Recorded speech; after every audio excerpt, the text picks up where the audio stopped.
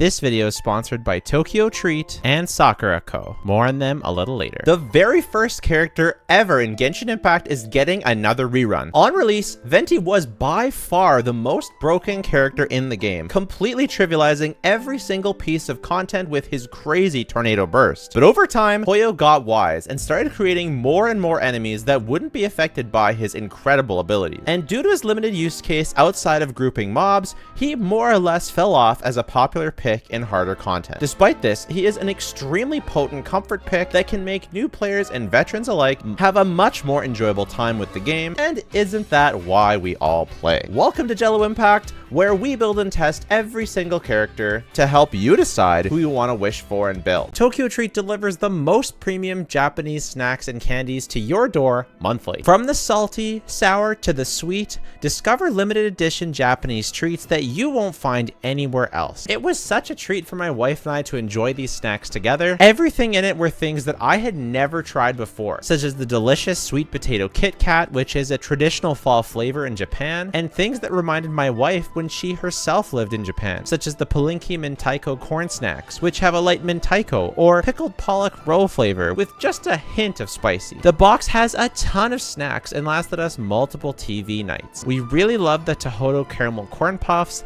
the cute little colored melon chocolates, and as a certified cola addict, the Kobe Japanese cola was honestly one of my favorite colas I've ever had. And there were so many more that were incredibly delicious. Sakura Co focuses on authentic Japanese sweets, snacks, and teas. They offer 20 brand new delicious snacks, sweets, and drinks from local makers in Japan every month. The family-owned businesses are handpicked by Sakura Co, and each local has dedicated their lives to the art of snack making. The flavors of each sweet were very unique to me, and I really enjoyed sampling a huge variety of yummy snacks and treats with flavors that I had never experienced in North America. Also very special to learn about each snack with the included pamphlet, learning about the process to make the snack, as well as the history and culture of each one. It's also wonderful to be able to collect the traditional Japanese dish that is made right there in Japan, and to collect a new one every month. My favorite snacks were the matcha cream cookie, especially paired with the very authentic Uji tea blend, which is a tea flavor made from matcha, sencha, and gyokuro, and it dates back all the way to the 13th century. Don't forget to use my code below to get $5 off your first box, and if you end up getting one for yourself, let me know, and let's share snacks and tea on my stream one day. Thanks again to Tokyo Treat and Sakura Co for sponsoring this video. The Anemo Archon being the god of freedom is rather ironic, considering his ability is the most oppressive in the game when it's effective. His skill creates quite a lot of particles while causing swirl on enemies, and his burst is what creates the insane tornado, and his passive regenerates energy for whatever element that his burst infuses. Those looking to get the most value out of each and every unit you pull should most likely consider skipping Venti in favor of getting Kazuha down the road. When he is available as an option on your account, however, he allows the player to ask essentially just one question: is the content Ventiable or is it not? If it's not, you're almost always likely better off picking someone else, such as Sucrose or Kazuha, but if it is,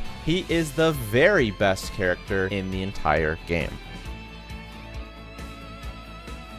For his pros and cons, Venti has the strongest grouping in the entire game. His suction power isn't quite as powerful as Kazuha, but it lasts so much longer and is so oppressive when it is effective that anytime enemies can be sucked in and pulled up into Venti's burst, it is basically game over for the chamber. For the right circumstances, he is absolutely the very strongest character in the game. So if you're either a min-maxer who wants to have the best character for each and every circumstance, or if you find yourself getting annoyed for early chambers in the Abyss where you have to chase down enemies, or annoyed in different domains, he is actually an incredibly useful character that trivializes all the early floors of the Abyss, as well as trivializing a lot of those annoying domains, such as the Virdess and Venera domain, some of the Mondstadt and Liyue talent domains. And although it might seem weird to think of wishing for a character for the earlier floors of the Abyss, or for domains, or for things like that, it's basically a quality of life thing. It's not that you can't clear these domains with other characters, it's that he's the best at it, and he makes it so easy, brain dead, and simple, and it can maybe save you some mental anxiety when you're fighting certain floors of the Abyss. And again, as I said, if you are a min-maxer, there are definitely circumstances, even on floor 12, where Venti is the best pick, and in his niche, he will never be power crept. There will never be a scenario where anyone beats Venti in what he's good at. So in that sense, he's a very future-proof unit. Although he's not the most versatile in terms of the content he's good against, he is absolutely the very strongest and will always will be, at least in my opinion, when he is. He also regenerates 15 energy for all units that have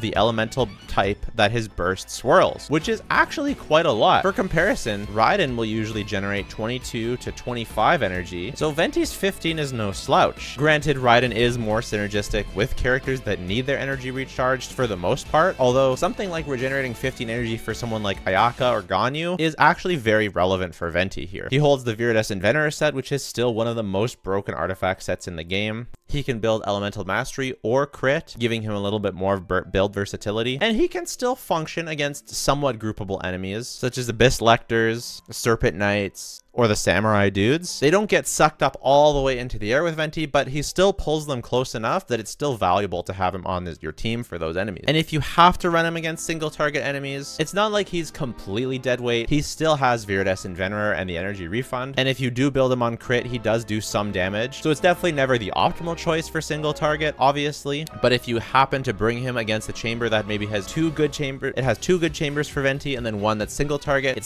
he'll still be pulling at least some weight. For weakness, obviously he doesn't work very well against these bosses or non-groupable enemies. It'd be much better to be bringing someone else like Kazuha, because Kazuha will do good personal damage in addition to actually buffing your team, whereas Venti's energy refund is generally not worth losing that buff. His burst targeting is a little janky, and you have to kind of and you have to manipulate AI to play around it. Definitely a factor of being the very first character ever released in Genshin. He doesn't feel quite as smooth to play as a lot of the new characters. He also doesn't feel as engaging. He's kind of pretty one note. It's like either he really works or he really doesn't. It can be definitely satisfying to see everyone go into the burst, but it also can be pretty one note. It's like, oh, everyone's sucked in the burst, and then it's not very engaging against the enemies. They're just either dead or it just doesn't really do that much. Final weakness is that his burst does suck the enemies up pretty high. So things like Hu Tao's charge attack, for example, do not hit enemies that are sucked up high into Venti's burst. All in all, for power level and value, he has one of the most swingy power levels in the game. Either he's extremely strong SS tier, or he's like sort of a B tier character, or tier 0 versus tier 2 or something like that. Maybe even tier 3 against bosses. And for value, I think his value is somewhere around, it's not like he has no value at all. I would start considering Venti at the same time as kind of for two types of players. One, players that don't have Kazuha, and you have extra wishes. So it's not like you have to forgo Kazuha or forgo Farina or forgo the Archon. It's like you're willing to spend some extra wishes to get some sort of really strong grouper. So you can make your Ganyu Freeze team, or you can make your Ayaka team, and you don't have to wait as long until maybe the end of 4.x to get yourself a Kazuha. I would probably recommend holding out for Sucrose, but maybe you don't have Sucrose either, and we don't really know when she's going to be on banner. So it's like if you have extra wishes and you want to build some of the teams that we're going to talk about today, I can see Venti being a reasonable choice if you want to like start enjoying having a strong suction Animo character and not have to wait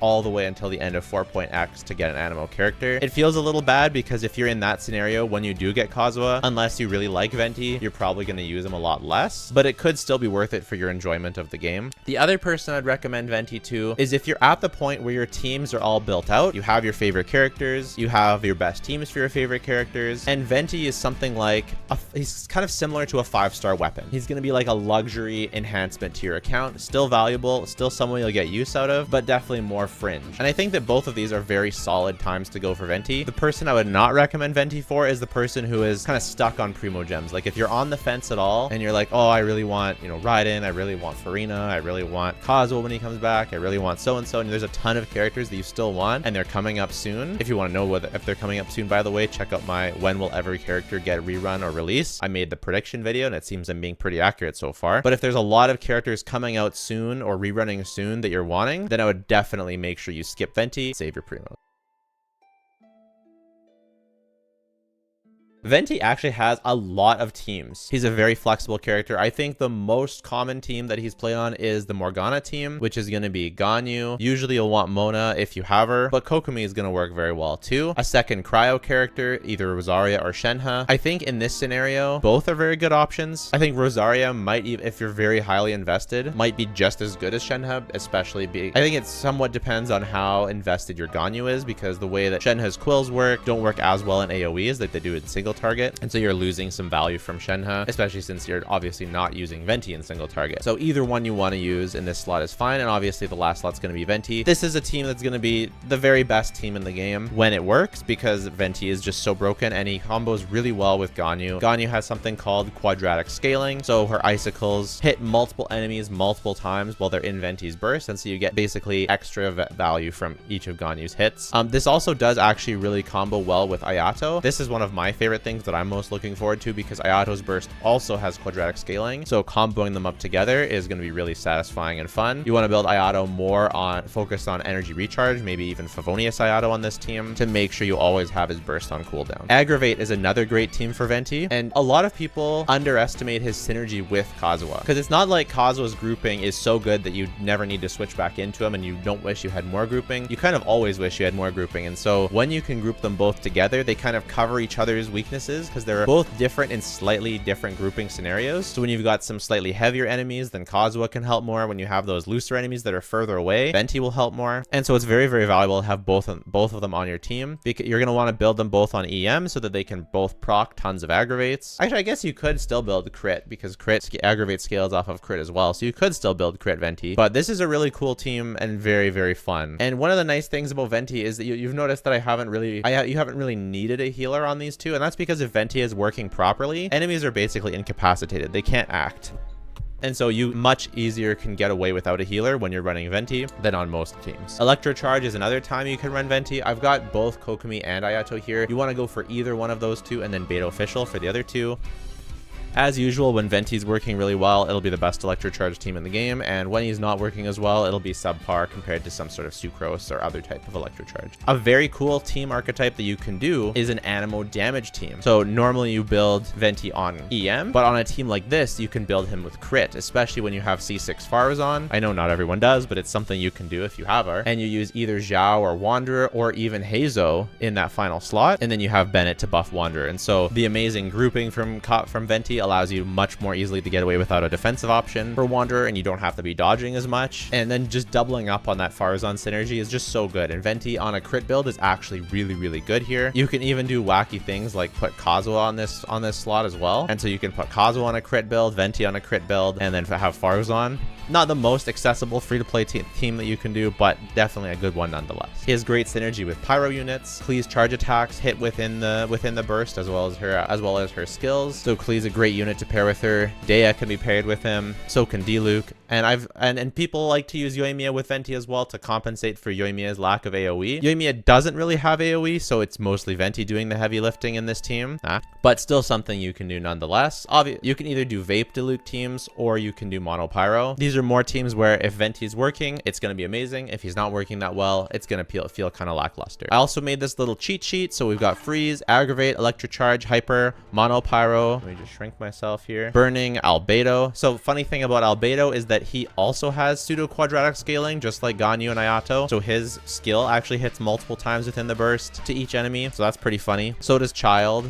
It's not that I would necessarily recommend, putting Venti in a Mono Geo comp, but you kind of can. It's like if you don't have a fourth slot for your Mono Geo and Venti's good that Abyss, then Ito's charge attacks can hit within Venti's burst. Albedo quadratic scaling. It's kind of actually works, and you'll definitely want to build Venti on crit on this team because his swirls are not going to be doing any damage because you don't apply any elements that can be swirled. So definitely not something optimal, but something you can definitely do if you have it. And then also you can just use him as a general VV grouping. So using him with Raiden, using him with Yanfei, which I could have put on the Pyro page as well. Yaimiko. Child is really good because his Riptides are quadratic scaling with Beto. Lots of characters that you can put as just a general VV group and grouping support. And then I also included some characters that really don't work very well with Venti, either because like Sino or Xiangling, they're just too short to hit within the burst, like their attacks don't have enough vertical range, or they're just so single target locked like Yelan and Xingqiu. It's like you're more likely going to want to run these characters on the other side. And I would maybe put Yoimiya down there as well. Yoimiya's kind of straddles the line of both from what I've seen. I know some people still play it. It's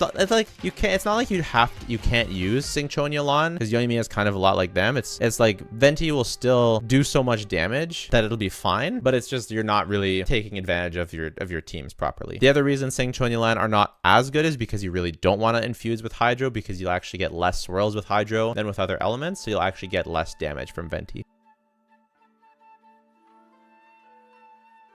For level, you definitely want a 90 or Venti. He gets a ton of value from level 90, being an Animo character who relies on a lot of swirls for his damage. Even if you're going crit, he still gets value from being level 90. So definitely one of the higher value characters that you can have, and one of your priorities for level 90 for sure. For talents, obviously you'll want to level up his burst first. It's the main part of his kit. Even if you are building EM, it can be worth it to level up his burst because it does have good scaling. You don't have to though if you're going full EM on your artifacts and you're trying to save as much resources as possible. It could be worth to wait to level up his burst talents until later on, but he does a lot of personal damage, so it is worth it to get them up eventually. His skill definitely not as worth it to level up. Eventually you do want to, because you're going to be using it all the time, but it's not like a priority. And his normal attacks you could just leave at level 1. Even if you do have Constellation 1, he pretty much doesn't use his normal attacks ever, at least for optimal play. For meme builds, of course, that's something different, but definitely one you can save your resources on. For weapons, the best overall will definitely be the elegy for the end. This is on kitchingmains.com, by the way. You can check it out if you want to read this stuff on your own time. They actually have the weapons separated out into Elemental Mastery Venti or Crit Venti. So for Elemental Mastery, Elegy of the End is the best. The Stringless is best for his personal damage, but Elegy obviously gives more stats to the rest of your team. Moon's Moon, if you happen to have a high refined copy and you want to use the Stringless somewhere else, is a great option. Alley Hunter, which I don't even have a single copy of, but that's a solid option. Windbloom Ode, if you're around for that event way back when. Again, I don't have this weapon, but it's a solid choice and it would be free to play if you were there. Often overlooked, the Raven Bow is a 3-star weapon that's actually pretty close to the Stringless. At R5, it's 95% of the way there, which is very impressive for a 3-star. And Fading Twilight, Prototype Crescent, Favonius Warbow, probably best to go with the Raven Bow or the Favonius Bow. Favonius Bow being great if you need to give extra energy to your other teammates. For Crit Venti, it's more of what you'd expect. Polar Star being the best because of its crit, and if you're able to get all the stacks. Stringless, very good. Aqua, very good. Harp, good. LG, still good. Hunter's Path, so basically most of the 5-star weapons. I wouldn't recommend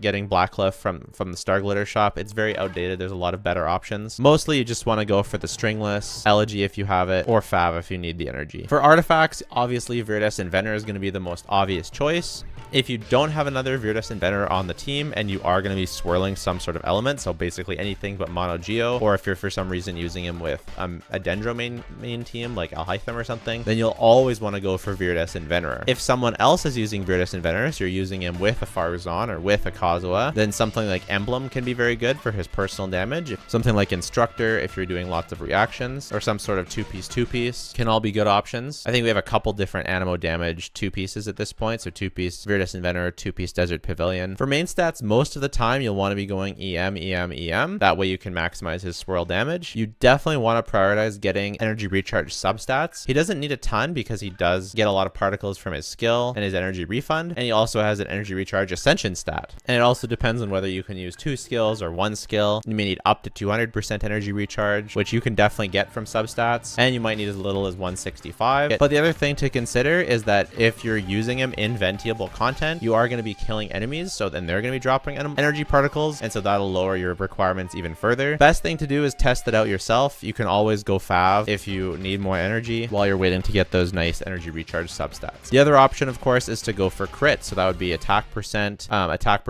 Sands, Animo damage, or attack Goblet. Obviously, Animo damage is going to be better, but you can use attack, and then crit for his Circlet. Again, this is going to be a good choice if you're doing mono Animo with Farzan, or in single target, or if you for some reason vertically invested in him with Constellations. His Constellations do obviously scale better with crit, so that is something that you can do. For gameplay tips, I mostly have 2. One is when you're using his burst, you want to make sure you run to the far wall, or make sure at least that you have all the enemies in one direction away from you so that you don't actually use your burst in the wrong direction. Because it's AI based, it's not where you're positioning, it auto targets. So the auto targeting can be pretty funky. So you want to make sure that you're conscious of that and manipulating the AI properly. Second tip is try very hard to not swirl hydro. With the way hydro swirls work is that you actually just get less of them. With most swirls like Electro or Pyro, they're going to swirl across enemies multiple times or a large number of enemies. Hydro actually swirls less than other elements, so it's the worst element to swirl, and Venti can only infuse one. So because he's doing so many swirls in his burst, Hydro is just it's the worst one. So you definitely want to make sure you infuse a different element. This is most relevant on cryo teams, so you want to make sure that the enemy is properly affected by cryo before you use his burst. For Venti's constellations, his C1 gives him 2 additional arrows per aim shot.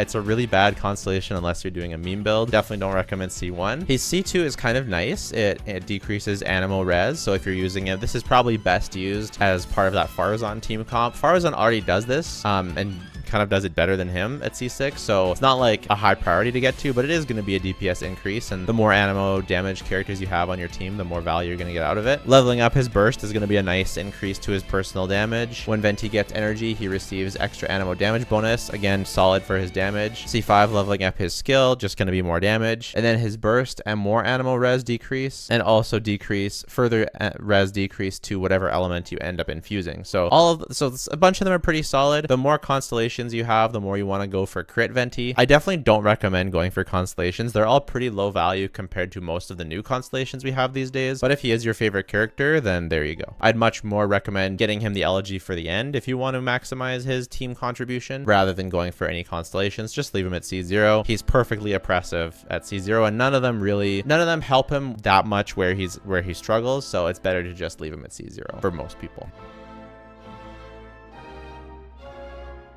Versus others. So versus Kazuha, it's pretty clear when Venti works, Venti's better. When Venti doesn't work, Kazuha's way better. And it's much more common, especially on the hard content of floor 12. It's much more common for Venti to not be the best than for him to be the best. So overall, he's definitely, a worse character than Kazuha. But like I said, you can use them together to complement each other's weaknesses. Oh, I totally forgot to talk about burning. I had it on here. You can use Bennett, Nahida, Kazuha, and Venti for burning. That's something you can do. Venti's basically the complete opposite of Jean. Jean has like no grouping at all, and Venti's like main thing is grouping, so not really worth comparing too much. Sucrose is sort of like if you have a spectrum, you have Sucrose on one side, which focuses mostly on buffing, Kazuha, which does more grouping and also some buffing, and then Venti, who does no buffing and lots of grouping. So kind of on opposite spectrums to Sucrose. I think Sucrose more competes with Kazuha than she does with Venti because her grouping is definitely noticeably weaker. Sucrose is going to be better for single target, and Venti, of course, is going to be better when Venti works. And that's just generally how it goes. Lynette is actually another character that you can use with Venti if you're building her up because she prefers to be built on animo damage. So if you're using that Farazan core I was talking about, Lynette can be another character that you use. And yeah, I think that's everyone.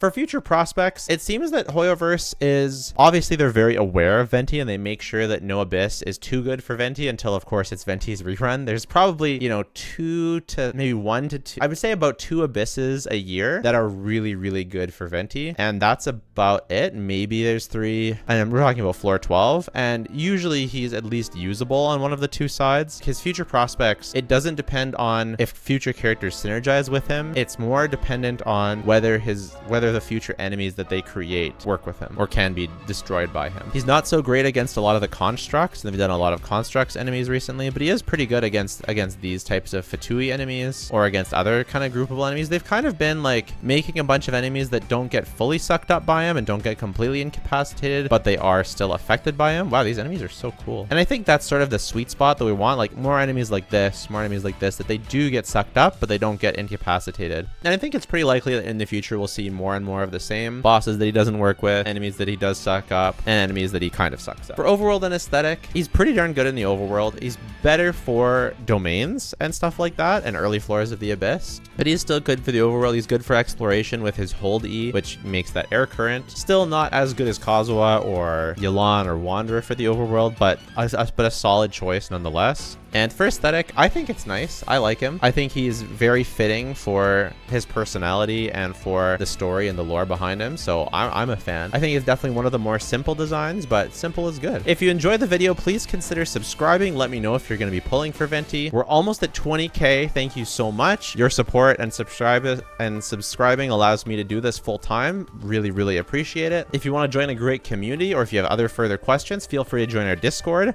If you want to support me and my family even more, check out our Patreon. If you want to see more from me, check out my other channel, The Jello Show, where I cover the more casual side of Genshin. My wishes will be going here. My trailer reactions will be going here. Eventually, some stream clips will be going here. And I'm covering other gacha games such as Wuthering Waves, Zenless Zone Zero, and of course, Honkai Star Rail. I'll also be covering other anime games like Persona, Pokemon, and Fire Emblem. Basically, this will be the catch-all for all anime game stuff, especially the more casual side. Make sure you subscribe to that if you want to see it. And if you don't want to do any of those things, that is totally fine. Just watching the video has been more than enough. Thanks again to Sakura Co for sponsoring this video, and take care. Bye for now.